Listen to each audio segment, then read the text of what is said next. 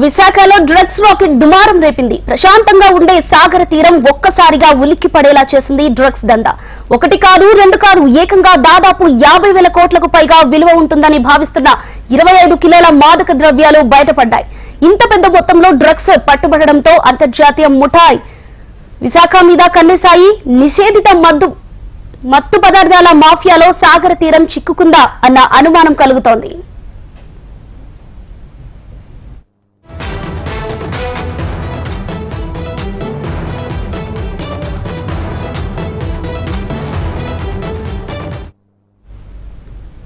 Operation గరుడలో భాగంగా interpole అధికారులు విశాఖలో మాదక ద్రవ్యాలను గుర్తించారు.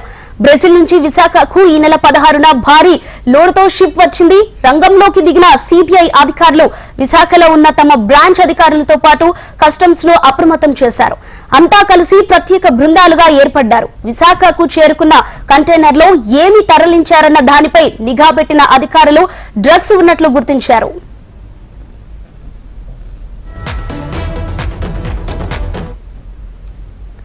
వైజాగ్ డ్రగ్స్ కేసులో కీలక ముందడుగు పడింది. ఇందుకు సంబంధించి అనేక కోణాలు వెలుగు చూశాయి. డ్రగ్స్ సరఫరా వెనుక విశాఖ కేంద్రంగా వ్యాపార లావాదేవీలు చేస్తున్న సంధ్య ఆక్వా ఎక్స్పోర్ట్ ప్రైవేట్ లిమిటెడ్ నిర్వాహకులు ఉన్నట్టు అనుమానం వ్యక్తం చేస్తున్నారు. ఇప్పటికే సంధ్య ఆక్వా ఎక్స్పోర్ట్ లిమిటెడ్ కు చెందిన కూనం వీరభద్రరావు, కోటయ్య చౌదరిని సిబిఐ అదుపులోకి తీసుకుని విచారణ చేపట్టినట్టు సమాచారం. సిబిఐ జడ్జి సమక్షంలో 1000 బ్యాగులలో శాంపిల్స్ సేకరించి డ్రగ్ డిటెక్షన్ టెస్టులు నిర్వహించారు. కొన్ని శాంపిల్స్ లో నార్కోటిక్ ఫోరెన్సిక్ సైన్స్ ల్యాబొరేటరీకి పంపించారు. ఫలితాలు రావడానికి మరో వారం రోజులు పడుతుందని అధికారులు భావిస్తున్నారు.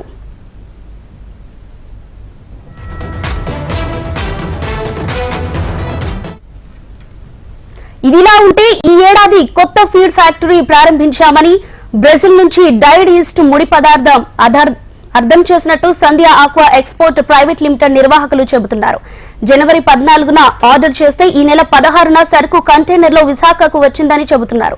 అదే రోజు సిబిఐకి అందిన మెయిల్ సమాచారంతో విశాఖకు చేరుకున్న సిబిఐ బృందం సరుకు పరిశీలించి మాదక ద్రవ్యాలు ఉన్నట్టు గుర్తించి సరుకును పరీక్షకు తీసుకువెళ్లారని చెప్పారు. ఏం జరిగిందో తమకు తెలియదని సిబిఐ విచారణకు సహకరిస్తున్నట్లు చెప్పారు.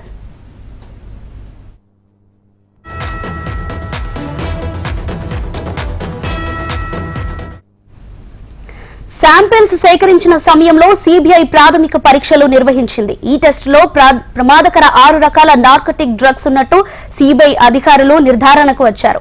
డ్రై ఈస్ట్ తో మిక్స్ చేసి సరఫరా చేసినట్టు అనుమానిస్తున్నారు. ఈ డ్రగ్స్ ను సరఫరా చేసిన ఐసీసీ బ్రెజిల్ కంపెనీతోనూ సిబిఐ అధికారులు సంప్రదింపులు జరుపుతున్నారు. వరుసగా 4 రోజులు సిబిఐ విచారణ కొనసాగింది. సంధ్య ఆక్వా ఐసీసీ బ్రెజిల్ కంపెనీల మధ్య జరిగిన మెయిల్ సంభాషణలను సిబిఐ పరిశీలిస్తుంది.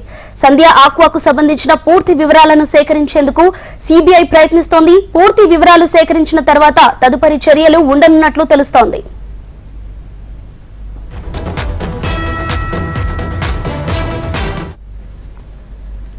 మరోవైపు విశాఖ డ్రగ్స్ కేసులో సిబిఐ విశాఖ పోలీస్ మధ్య కోల్డ్ వార్ నడుస్తోంది. విశాఖ పోలీసుల వల్లే తమ సోదాలు ఆలస్యమయ్యాయని సిబిఐ ఆ విషయాన్ని ఎఫ్ఐఆర్ లో మెన్షన్ చేసింది.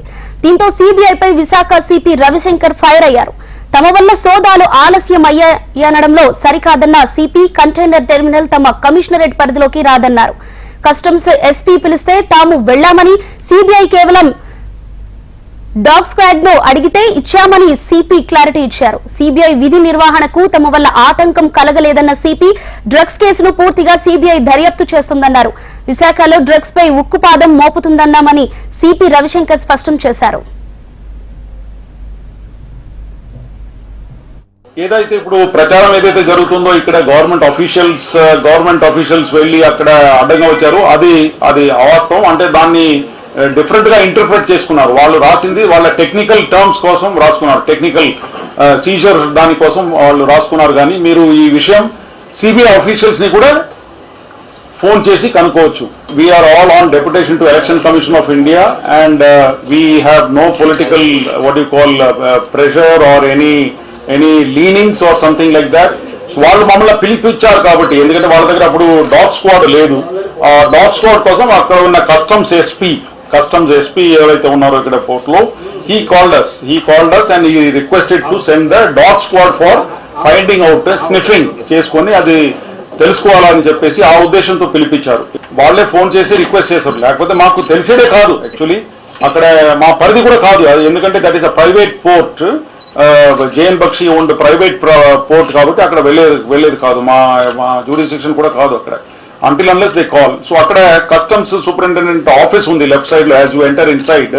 So customs superintendent called us for the requested for the dog squad అండి. ఆ డాగ్ స్క్వాడ్ ఇక్కడ నుంచి డిఎస్పీ ఏఆర్ లో ఉంటారు కదా, ఆన్ రిజర్వ్ లో, వాళ్ళు తీసుకొని వెళ్ళారు అక్కడ. సో ఈ విధంగా Vizag city is otherwise a very safe city. ఇక్కడ గాంజా కన్సంప్షన్ కానీ, గాంజా ఏదో ఆర్గనైజ్డ్ క్రైమ్ రూపంలో వైజాగ్ సిటీలో జరుగుతున్నట్టు లేదు. అది కాకుండా సింథటిక్ డ్రగ్స్ అయితే అసలు లాస్ట్ 2 years లో we have come down very heavily. We are very strictly monitoring the pubs and their licenses. We are also checking them in the odd hours and whether the conditions are being fulfilled. We are also taking samples of whatever is being served there and things like that. Brazil నుంచి విశాఖ వచ్చే మార్గంలో ఏం జరిగింది అన్న కోణంలో case దర్యాప్తు చేస్తున్నారు. Brazil నుండి బయలుదేరిన నౌక మధ్యలో జర్మనీ ట్రనిస్ట్ హాల్ట్ లో భాగంగా కొన్ని రోజులు ఆగి ఆ తర్వాత భారత్ జలాల్లోకి ప్రవేశించింది. ఇంటర్పోల్ వ్యవస్థ నౌకను ఫాలో అవుతూ వచ్చారు. సీపోర్ట్ ఏరియాలో కస్టమ్స్, సిబిఐ ఇతర అధికారులతో కలిసి నౌకను పట్టుకున్నారు.